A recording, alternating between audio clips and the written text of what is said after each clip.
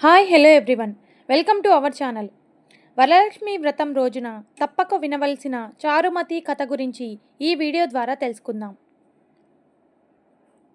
సూత మహాముని సౌనకాది మహర్షులతో ఇలా అన్నారు: ఓ మునీశ్వరులారా, స్త్రీలకు సర్వ సౌభాగ్యములు కలుగు వ్రతమొకటి పూర్వము శివుడు పార్వతికి చెప్పాడు. దానిని చెప్తాను వినండి అని ఈ విధంగా చెప్పారు.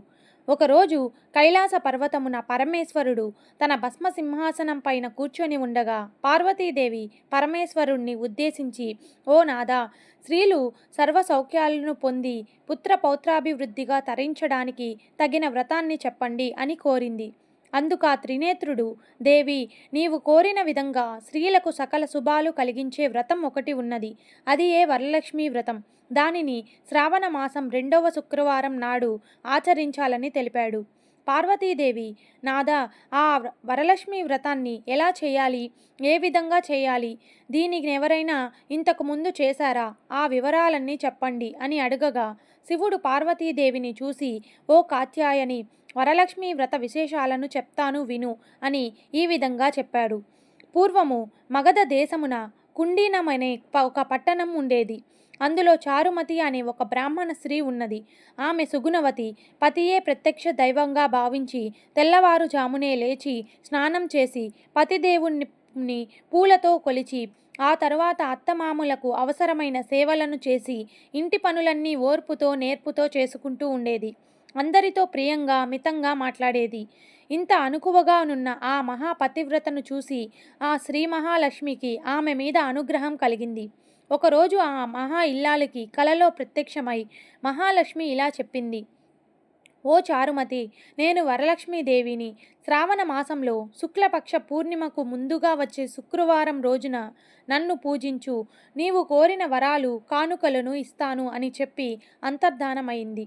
చారుమతి సంతోషించి, హే జనని, నీ కృపా కటాక్షాలు కలిగిన వారు ధన్యులు. వారు సంపన్నులుగా విద్వాంసులుగా మన్ననలను పొందుతారు.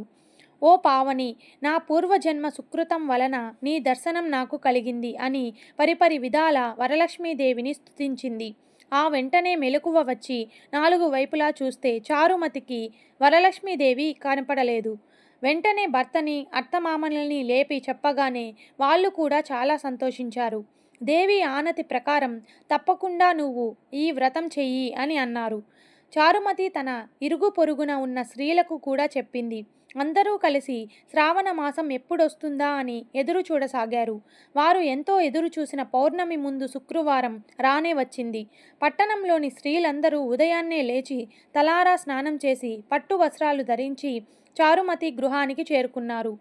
చారుమతి తన గృహంలో మండపాన్ని ఏర్పాటు చేసి ఆ మండపం పైన బియ్యం పోసి పంచపల్లవాలైన రావి, జువ్వి, మర్రి, మామిడి, ఉత్తరేని ఆకులతో కలశాన్ని ఏర్పాటు చేసి వరలక్ష్మీదేవిని సంకల్ప విధులతో నమస్తేస్తు మహామాయే శ్రీపీఠే సురపూజితే శంఖచక్ర గదాహస్తే మహాలక్ష్మి నమోస్తుతే అంటూ ఆహ్వానించి ప్రతిష్ఠించింది.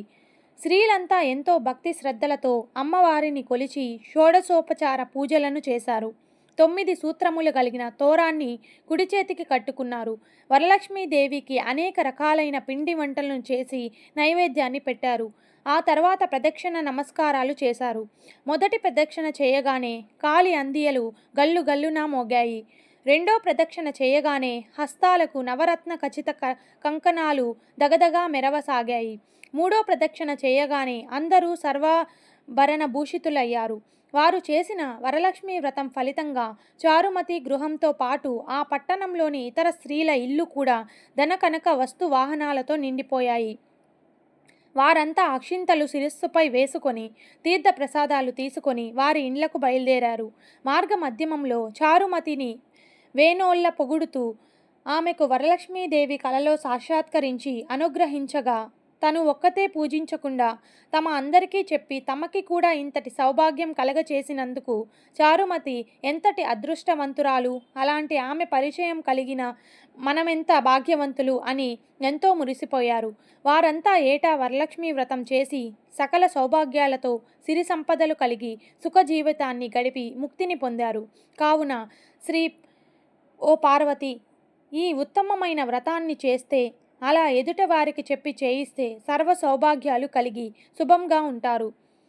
ఈ కథను విన్న వారికి, చదివిన వారికి కూడా వరలక్ష్మి ప్రసాదము వలన సకల కార్యములను సిద్ధించును అని అన్నాడు పరమేశ్వరుడు. సూత మహాముని సౌనకాది మహర్షులతో, మునులారా, శివుడు పార్వతీని ఉపదేశించిన ఈ వరలక్ష్మి వ్రత విధానాన్ని మీకు వివరించాను.